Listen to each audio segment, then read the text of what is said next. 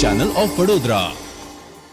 પાદરા નજીક આવેલ મહાકાળી માતાજીના મંદિર પાસેથી પસાર થતી કારમાં અચાનક આગ લાગતા અફરાતફરીનો માહોલ સર્જાયો હતો।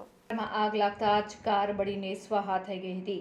આગ જોતા આખી કારને લપેટમાં લઈ લેતા કારમાં આગ પ્રસરી ગઈ હતી। આ ઘટનાની જાણ પાદરા નગરપાલિકાના ફાયર ફાઇટર વિભાગને કરવામાં આવતા લાશ્કરોએ કારમાં લાગેલી આગ પર કાબૂ મેળવ્યો હતો, પરંતુ આગની લપેટમાં કાર બળી ગઈ હતી। આ ઘટનાને પગલે સ્થળ પર લોકોના ટોળેટોળા જામ્યા હતા।